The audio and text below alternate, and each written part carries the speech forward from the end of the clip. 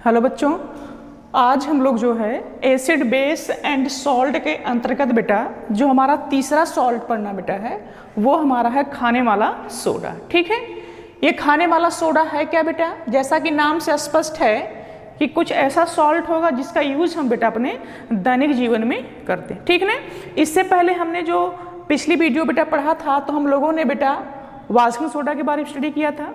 ठीक है, तो आज का जो हमारा टॉपिक है जो सॉल्ट है बेटा वो हमारा क्या है बेटा? खाने वाला सोडा है। ठीक, तो सबसे पहले हम लोग आइए जानते हैं कि खाने वाला जो सोडा है इसका बेटा जो है रासायनिक सूत्र क्या बेटा।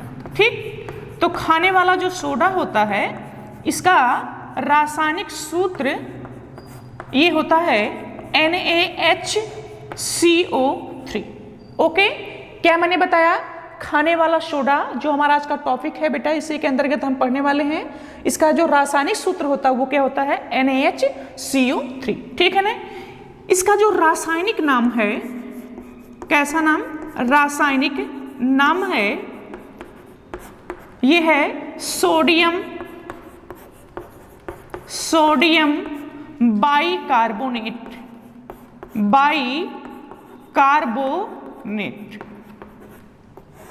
ठीक है, तो जो खाने वाला सोडा है उसका रासायनिक सूत्र क्या होता है हमारा? NaCO3 और इसका रासायनिक नाम है सोडियम बाइकार्बोनेट। ठीक है, इसका जो और भी नाम है सामान्य नाम, कैसा नाम? सामान्य नाम है। वैसे तो खाने वाला सोडा तो खैर सामान्य नाम से जाना ही जाता है, बाकी इसके अलावा इसका और नाम है बेकिंग सोडा। बेकिंग सोडा क्या नाम बेटा है? Baking soda. Baking soda. Okay, और इसकी जो प्रकृति है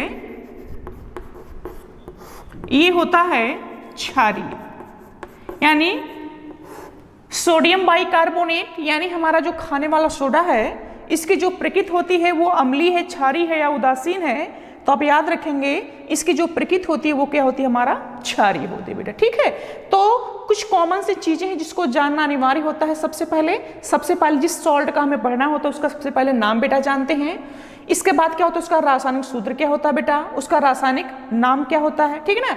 तो सोडियम बाइकार्बोनेट इसका रासायनिक सूत्र है, रासायनिक नाम है, और इसका जो रासायनिक सूत्र है वो है बेटा NaCO3, और इसका जो सामान्य नाम है वो क्या हमारा है? बेकिंग सोडा है। जबकि खाने वाला जो सोडा इसकी प्रकृति कैसी होती है? क्षारीय। ठीक है ना। अब हम लोग सीखेंगे कि खाने वाले सोडे को हम किस प्रकार से बना सकते हैं। ठीक है ना। तो क्या होगा हमारा? बेकिंग सोडा, बेकिंग सोडा बनाने की विधि।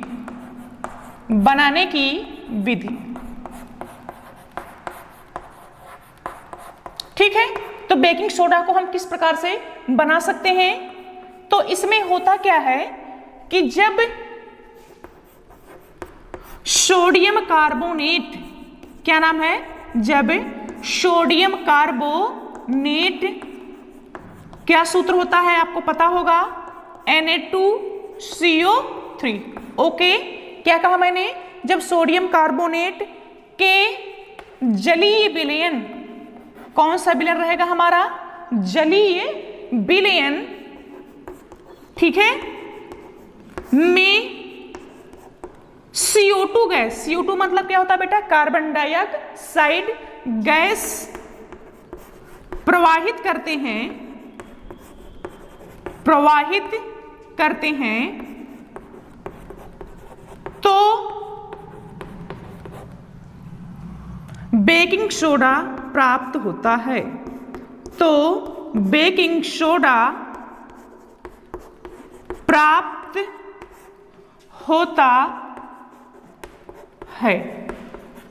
ओके, क्या मैंने लिखा है कि इसको कैसे बनाते हैं बेकिंग सोडा को बेटा? तो आपने क्या कहा? जब सोडियम कार्बोनेट, क्या सूत्र है? Na2CO3 के जलीय विलयन में कौन सी गैस? CO2 गैस प्रवाहित करते हैं तो बेकिंग सोडा प्राप्त होता है। अब हम इसके क्या करेंगे बेटा? केमिकल रिएक्शन को लिखेंगे। तो सोडियम कार्बोनेट का जैसा आपने देखा है फार्मूला क्या है? Na2CO3 है। ओके, अब चूंकि जलीय विलयन, इसका मतलब बेटा हमारे पास क्या होना चाहिए बेटा, वाटर होना चाहिए। और कौन से गैस प्रोवाइड कर रहे हैं हम, CO2 gas. Okay, sodium carbonate का कैसा विलयन, जलीय विलयन, कौन सी गैस, CO2 गैस। जैसे प्रोवाइड करते हैं तो इसके द्वारा हमें क्या प्राप्त होता, हमने बताया NaHCO3, मतलब क्या हमारा है, बेकिंग सोडा। क्या सूत्र है, NaHCO3।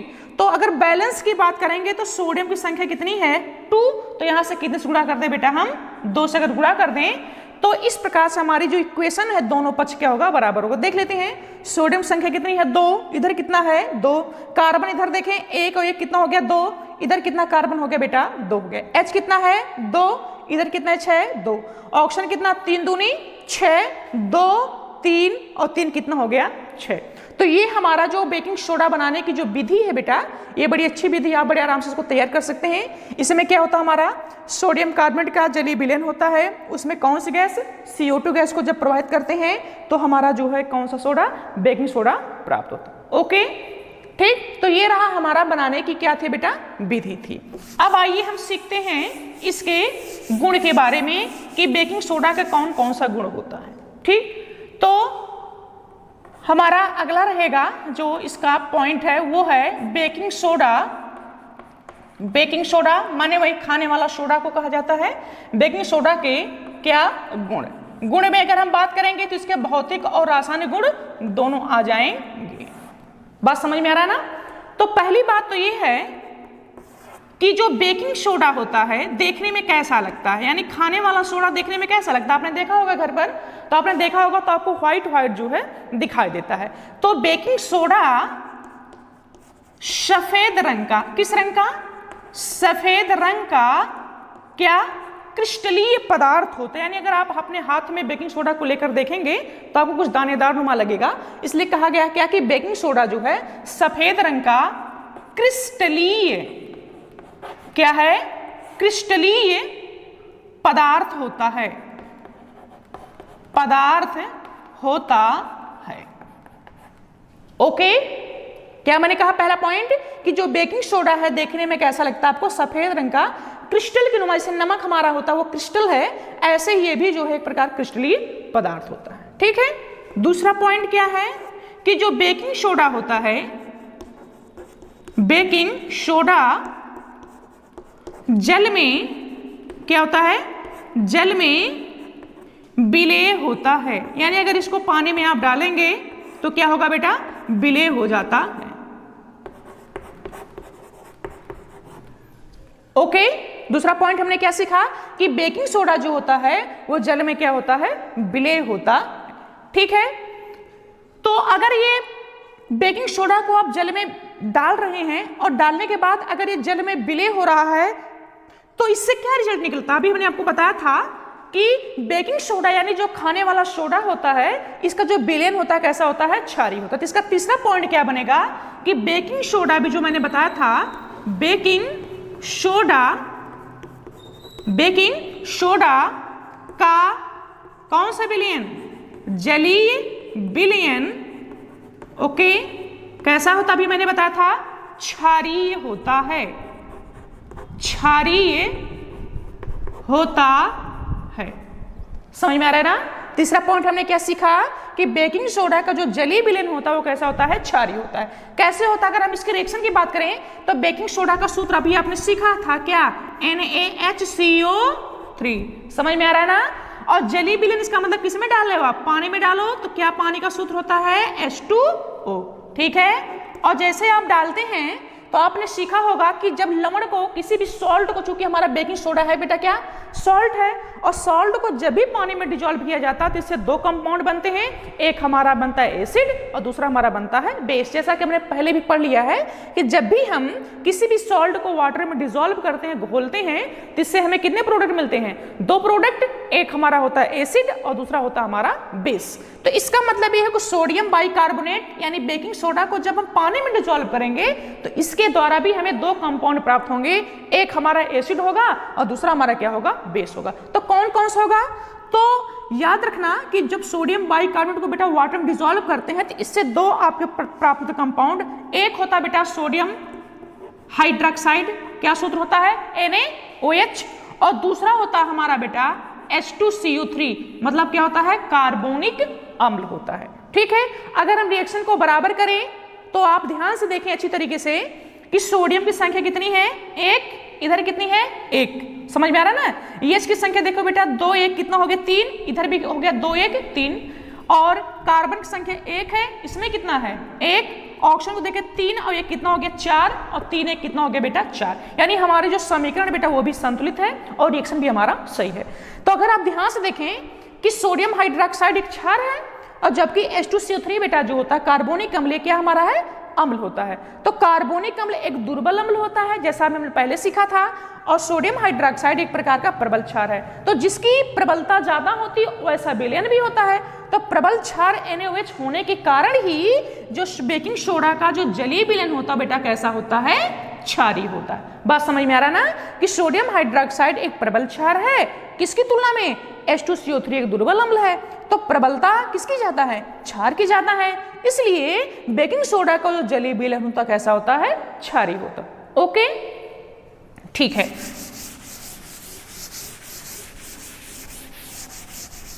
ठीक है, हमारा जो फोर्थ रिएक्शन है बेटा वो है ताप का प्रभाव। ठीक, तो सोडियम बाइकार्बोनेट क्या सूत्र है NaSCO3, ठीक है ना। अगर इसको गर्म किया जाए, गर्म का सिंबल बेटा हम लोग दिखाते किससे डेल्टा से दिखाते हैं, ठीक है ना। जब इसको गर्म करते हैं तो इसे गर्म करने से सोडियम कार्बोनेट, जल और CO2 गैस प्राप्त होती है।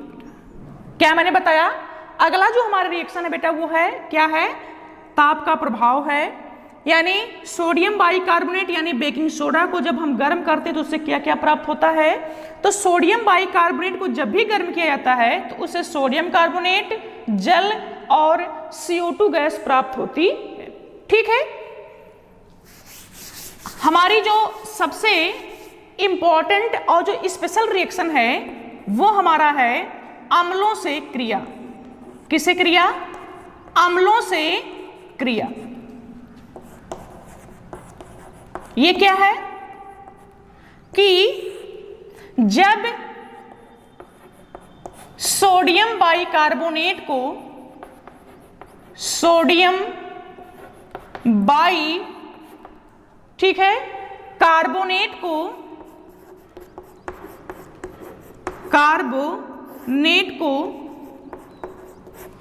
अम्ल के साथ, अम्लों के साथ अभिक्रिया करते हैं, अभिक्रिया करते हैं तो लवण, जल तथा CO2 गैस प्राप्त होती है। बड़ा इंपॉर्टेंट रिएक्शन है ये कि अम्लों से किस प्रकार से हम बेकिंग सोडा की रिएक्शन करवाते हैं। तो बेकिंग सोडा को जब भी अम्लों से क्रिया करवाते हैं तो लिखा है मैंने, जब सोडियम बाइकार्बोनेट को अम्लों के साथ अपक्रिया करते हैं तो लवण बनता है, जल बनता है, और कौन सी गैस बेटा हमारी प्राप्त होती है CO2 गैस प्राप्त होती है।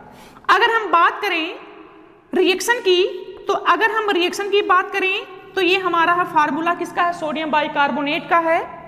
और किसी अम्ल की बात करें तो हमारे पास ढेर सारे अम्ल हैं। मैंने पहला अम्ल लिया है क्या है HCl है, हाइड्रोक्लोरिक एसिड है। ओके, जैसे इसकी रिएक्शन करवाते थे Na किसके साथ Cl के साथ, तो ये क्या बन गया NaCl। आप जानते हैं NaCl एक प्रकार का क्या होता है लवण है। ठीक, यहां से H, यहां से H H2 और यहां से बेटा एक ऑक्सीजन क्या हो जाएगा हमारा सब मिलकर H2O। तो बचा क्या हमारा CO2। तो यहां से हमारी जो CO2 गैस होती है वो क्या होती है रिलीज हो जाती है। बात समझ में आ रहा है ना, बड़ा इंपॉर्टेंट है, इसको ख्याल करना कि जब भी सोडियम बाइकार्बोनेट को अम्ल के साथ फिर करवाते हैं तो लवण बनता है, जल बनता है और हमारा क्या बनता है CO2 गैस बनती है।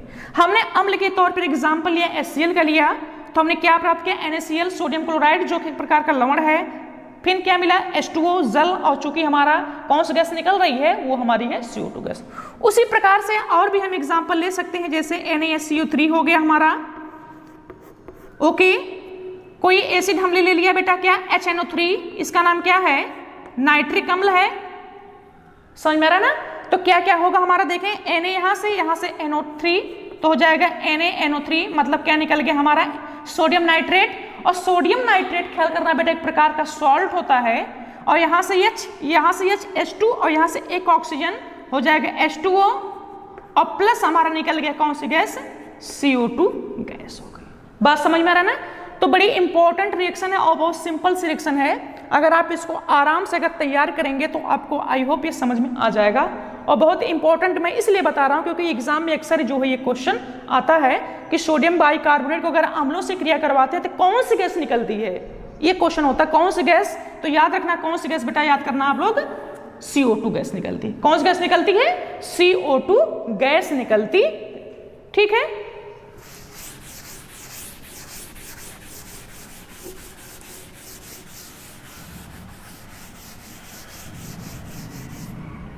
अगली हमारी रिएक्शन है जो सबसे लास्ट है, वो हमारा है ZnCl2 से क्रिया। ZnCl2 का मतलब क्या होता है बेटा, जिंक क्लोराइड से क्रिया। तो क्या होता है, जब बेकिंग सोडा को, बेकिंग सोडा का मतलब मैंने बताया खाने वाला सोडा होता है, बेकिंग सोडा को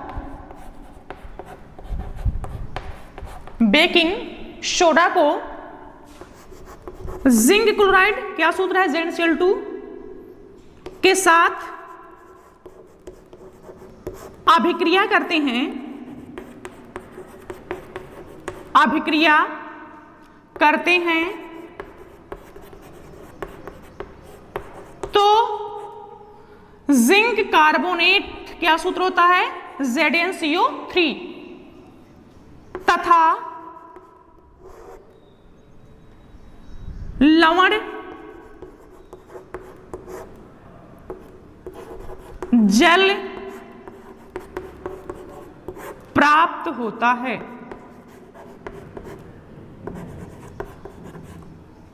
ओके, इसके अलावा भी चीजें निकल सकती हैं। जब बेकिंग सोडा को क्या लिखा है, जिंक क्लोराइड के साथ अभिक्रिया करते हैं तो जिंक कार्बोनेट तथा लवण और क्या हमने लिखा है जल प्राप्त होता है।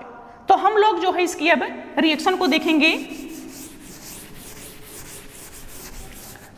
कैसे रिएक्शन होती है। बेकिंग सोडा का सूत्र NaHCO3, ओके। इसके बाद हमारा क्या है, जिंक क्लोराइड सूत्र क्या होता है ZnCl2। क्या क्या होगा, यहां से जिंक, यहां से CO3, क्या निकल गया बेटा ZnCl2, ओके। प्लस यहां देखिए ध्यान से, यहां पर सोडियम दिखाई दे रहा है और यहां से क्या Cl, तो यहां निकल जाएगा आपका सोडियम क्लोराइड। चूंकि बैलेंस की बात करें कि सोडियम की संख्या 1 है तो यहां पर कितने जुड़ा कर 2, तो 2 सोडियम यहां पर और 2 क्लोरीन यहां पर, तो हो जाएगा 2NaCl। बात समझ में आ रहा है ना। और क्या क्या निकला जरा ध्यान से देखें, यहां से बेटा H2 और यहां से एक ऑक्सीजन, क्या निकल जाएगा H2O, और साथ में निकल जाएगा हमारी कौन सी गैस है CO2 गैस। बेटा समझ में आ रहा है ना। जरा बैलेंस हम कर लेते हैं। जिंक की संख्या 1 है, इस पक्ष में कितना दिखाई दे रहा है 1 है। सोडियम संख्या 2, इधर कितना बेटा 2। क्लोरीन संख्या बेटा 2, इधर कितना है 2। H की संख्या काउंट करें बेटा 2, इधर कितना है 2। कार्बन की संख्या जरा देखे ध्यान से, कितना है 2, इधर कितना है 1, सॉरी यहां पर कार्बन संख्या बेटा कितना है 2, इधर कितना है 1 और कितना हो गया 2 हो गया, ठीक है। अब हम ऑक्सीजन को काउंट करते हैं तो कितना होगा 3 दूनी 6, 3 2 5, 1 कितना हो गया 6। ये कंप्लीट रिएक्शन बेटा है। तो अगर हम जिंक क्लोराइड की रिएक्शन सोडियम बाइकार्बोनेट के साथ करते हैं तो जिंक कार्बोनेट, लवण, जल और हमारी कौन सी गैस CO2 गैस प्राप्त होती है, ठीक। अब लास्ट में हमारा आता है इसका उपयोग। तो बेकिंग सोडा का क्या हो जाएगा बेटा हमारा उपयोग। यानी इसका हम दैनिक जीवन में कहां कहां उपयोग करते हैं। ठीक है, पहली बात तो बेकिंग सोडा का जो पहला जो इंपॉर्टेंट है, हम लोग इसका जो है प्रयोगशाला में कहां पर करते हैं बेटा, प्रयोगशाला में अभिकर्मक के रूप में करते हैं, अभिकर्मक के रूप में।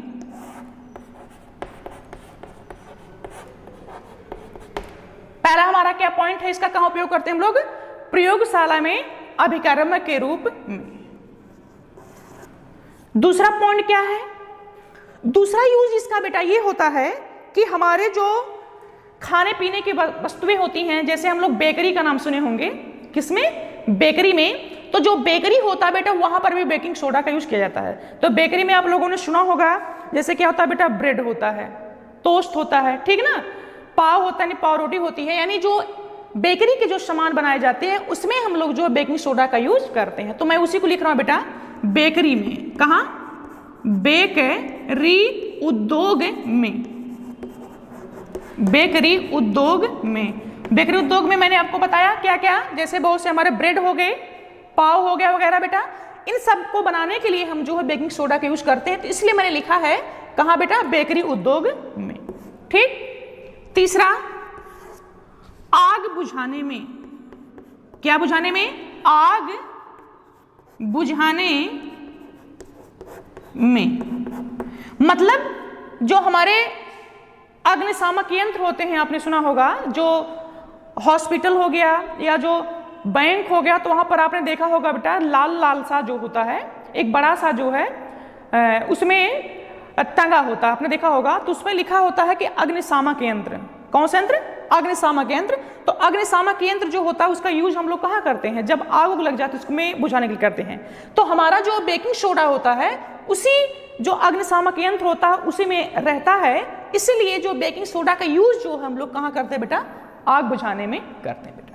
ठीक, फोर्थ पॉइंट क्या बेटा है, अगर पेट में एसिडिटी हो जाए, अम्लता आ जाती है जिसकी वजह से, तो अगर हमें एसिडिटी को खत्म करना है तो हम लोग जो है बेकिंग सोडा का यूज कर सकते हैं, यानी पेट की अम्लता को दूर करने में। पेट की अम्लता, अम्लता को बेटा इंग्लिश में एसिडिटी कहते हैं, क्या कहते हैं, एसिडिटी, एसिडिटी को दूर करने में, को दूर करने में। ठीक है, तो ये हमने 4 बातें आपको बताई। ये बेकिंग सोडा का कहाँ कहाँ मतलब होता है बेटा, इसका यूज कहाँ कहाँ होता है। पहला हमने बताया प्रयोगशाला में अभिकर्मक के रूप में, दूसरा बताया बेकरी उद्योग में, तीसरा बताया हमने आग बुझाने में, और फोर्थ मैंने लिखा है पेट की अम्लता को दूर करने बेटा। ठीक है ना, तो आज के टॉपिक में इतना ही। ठीक बेटा, नेक्स्ट वीडियो में हम आपको जो अदर सॉल्ट को लेकर आएंगे, तब तक के लिए थैंक्स, धन्यवाद।